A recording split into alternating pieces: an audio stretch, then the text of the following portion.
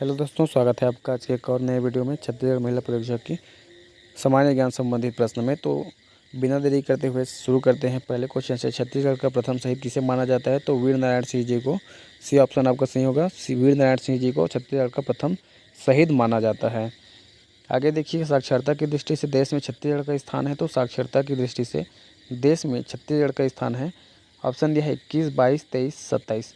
तो साक्षरता की दृष्टि से देश में जो है छत्तीसगढ़ का स्थान है 27वां स्थान है साक्षरता की दृष्टि से देश में छत्तीसगढ़ का। सबसे कम लिंगानुपात वाला जिलों में दूसरा स्थान किसका है? तो सबसे कम लिंगानुपात वाला जिलों में जो है दूसरा स्थान कोरबा का है। सबसे कम लिंगानुपात वाला जिलों में दूसरा स्थान। अगर किसी क्वेश्चन में डाउट होगा तो आप कमेंट कर सकते हैं। आगे देखिए, लिंगानुपात की दृष्टि से प्रथम स्थान पर है बस्तर, कोंडागांव, राजनांदगांव, दुर्ग। तो सही ऑप्शन होगा इसका, लिंगानुपात की दृष्टि से प्रथम स्थान पर है बस्तर। ये ऑप्शन यहाँ पर सही होगा, बस्तर।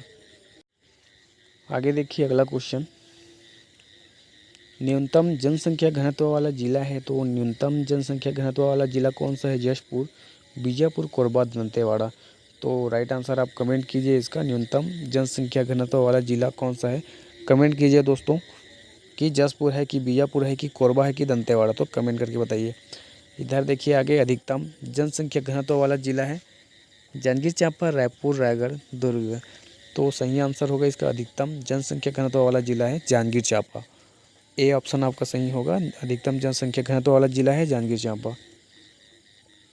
सबसे कम जनसंख्या वृद्धि वाला जिला है।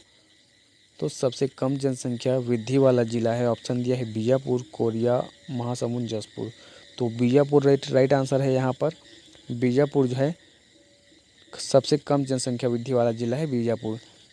सबसे अधिक जनसंख्या वृद्धि वाला जिला है, तो सबसे अधिक जनसंख्या वृद्धि वाला जिला है यहाँ पर राजनांदगांव दिया है, सरगुजा, कबीरधाम, दंतेवाड़ा। तो सही आंसर होगा कबीरधाम।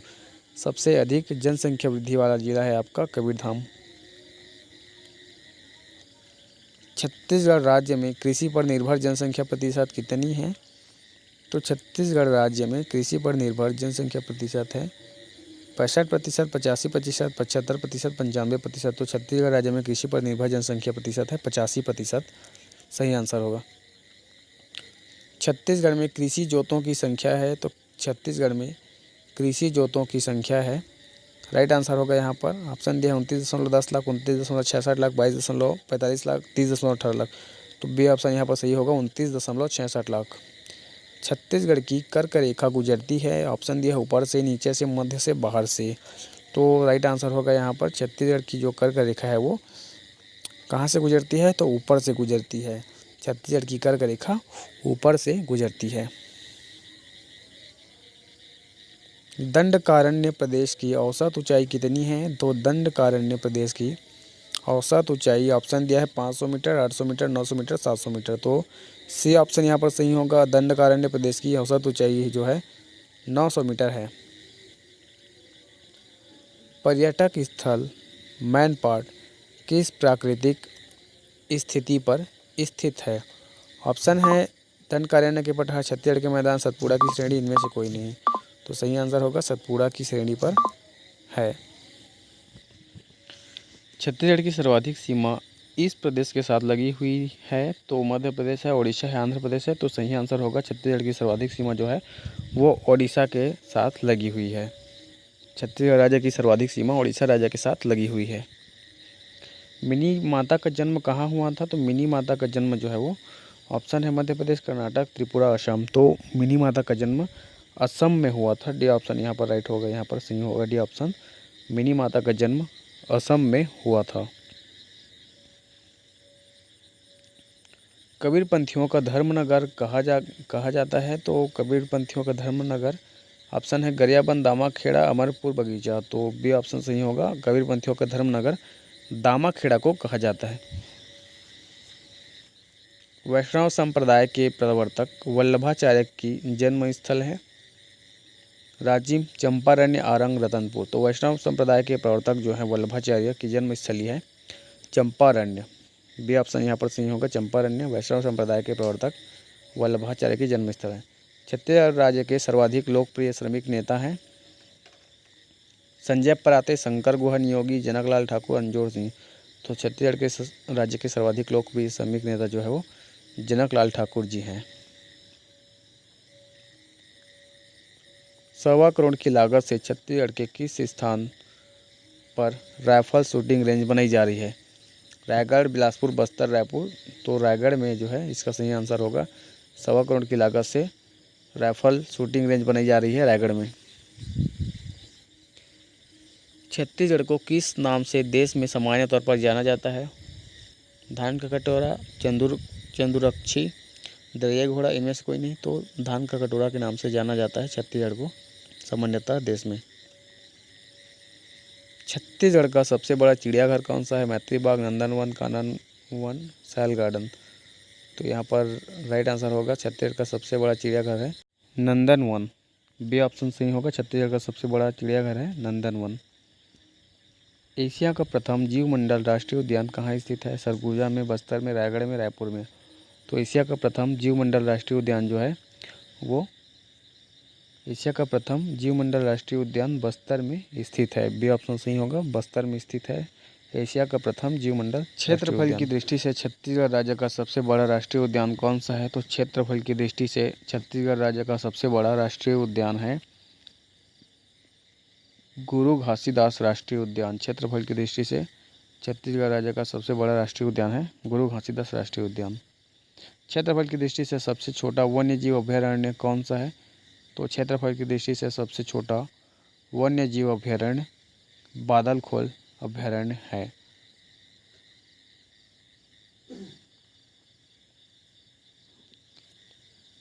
क्षेत्रफल की दृष्टि से छत्तीसगढ़ राज्य का सबसे बड़ा वन्यजीव अभयारण्य कौन सा है? तो क्षेत्रफल की दृष्टि से छत्तीसगढ़ राज्य का सबसे बड़ा वन्यजीव अभयारण्य है तमोर पिंगला। तमोर पिंगला ए ऑप्शन सही होगा। छत्तीसगढ़ में प्रमुख वन्यजीव अभयारण्य की संख्या कितनी है? तो वन्यजीव अभयारण्य की संख्या ऑप्शन दिया है 5, 7, 9, 11। तो छत्तीसगढ़ में वन्यजीव अभयारण्य की संख्या है 11। डी ऑप्शन सही होगा आपका, 11 वन्यजीव अभयारण्य है। छत्तीसगढ़ राज्य में वनोत्पाद आधारित इकाइयाँ हैं। तो छत्तीसगढ़ राज्य में वनोत्पाद आधारित इकाइयाँ 9,000, 10,000, 11,000 इससे अधिक। तो सही आंसर होगा छत्तीसगढ़ राज्य में वनोत्पादित इकाइयाँ हैं 10,000।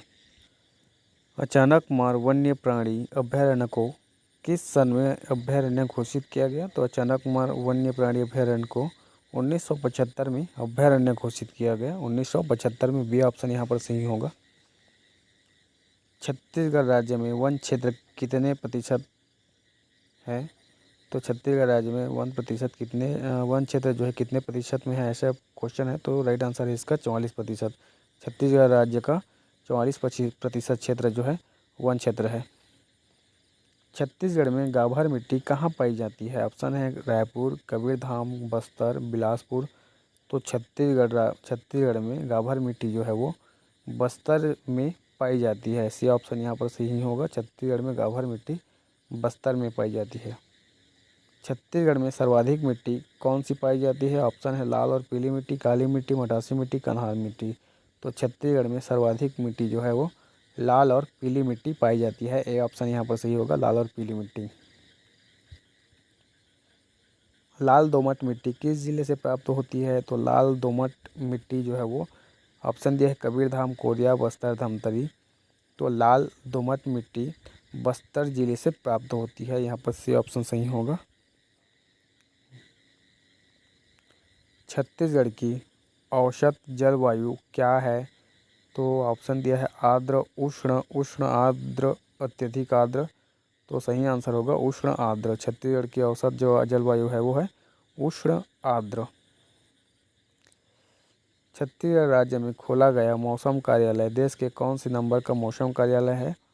ऑप्शन है 26, 21, 36, 28।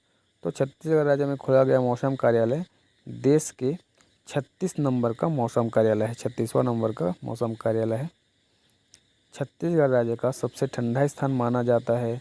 ऑप्शन है बस्तर, अंबिकापुर, रायगढ़, सरगुजा।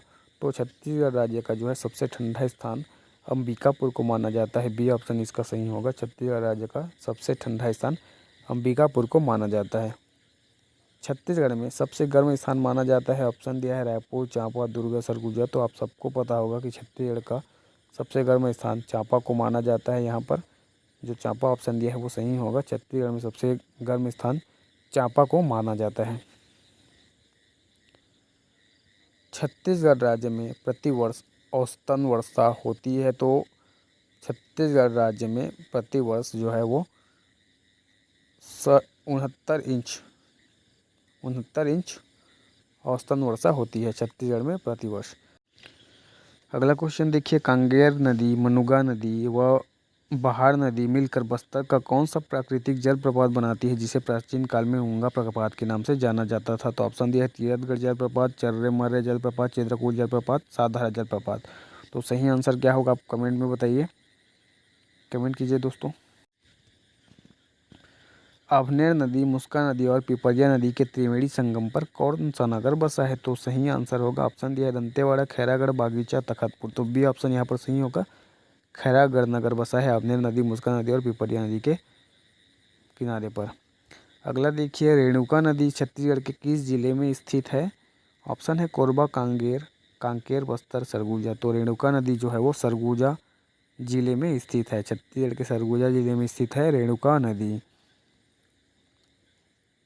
रायगढ़ किस नदी के किनारे बसा है। रायगढ़ जो है किस नदी के किनारे बसा है बताइए, अरपा नदी या लीलाझर, रेहर, केलो। तो यहाँ पर सही आंसर होगा, रायगढ़ जो है वो केलो नदी के किनारे बसा है। रायगढ़ केलो नदी के किनारे बसा है। छत्तीसगढ़ की दूसरी महत्वपूर्ण नदी शिवनाथ का उद्गम है। तो छत्तीसगढ़ की दूसरी महत्वपूर्ण नदी शिवनाथ नदी का उद्गम है पाना बरस पहाड़ी। ए ऑप्शन आपका सही होगा, पाना बरस पहाड़ी जो है वो छत्तीसगढ़ की दूसरी महत्वपूर्ण नदी शिवनाथ नदी का उद्गम स्थल है। खूटा घाट बांध किस जिला में स्थित है। तो ऑप्शन है बिलासपुर, रायपुर, दुर्ग, कोरबा। तो सही ऑप्शन होगा यहाँ पर बिलासपुर। ए ऑप्शन आपका सही होगा, खूटा घाट बांध जो है वो बिलासपुर जिला में स्थित है। खूटा घाट बांध बिलासपुर जिला में स्थित है। अगला क्वेश्चन देखिए, खूटा घाट बांध किस नदी पर स्थित है। ऑप्शन है खारून नदी, हसदो नदी, खारंग नदी, मनियारी नदी। तो खूटा घाट बांध जो है खारून नदी पर स्थित है। ए ऑप्शन आपका सही होगा, खारून नदी पर स्थित है खूटा घाट बांध। कोरबा जिला किस नदी के किनारे स्थित है। अरपा, इंद्रावती, हसदो, केलो। तो सही आंसर होगा इसका, कोरबा जिला जो है वो हसदो नदी के किनारे स्थित है। सी ऑप्शन आपका सही होगा, कोरबा जिला हसदो नदी के किनारे स्थित है। आज के लिए लास्ट क्वेश्चन देखिए, सरगुजा जिले की जीवन रेखा किस नदी को मानी जाती है। तो सरगुजा जिले की जो है जीवन रेखा रेणुका नदी, कन्हार नदी, गोपद नदी, बरनई नदी। तो रेणुका नदी सही आंसर होगा, रेणुका नदी को सरगुजा जिले की जीवन रेखा नदी माना जाता है दोस्तों। तो आज के लिए इतना ही। चैनल को लाइक कीजिए, सब्सक्राइब कीजिए और अपना तैयारी जारी रखिए। और कल के लिए जो महिला परीक्षा के एग्ज़ाम दिलाने वाले हैं उनके लिए all the best. Thank you.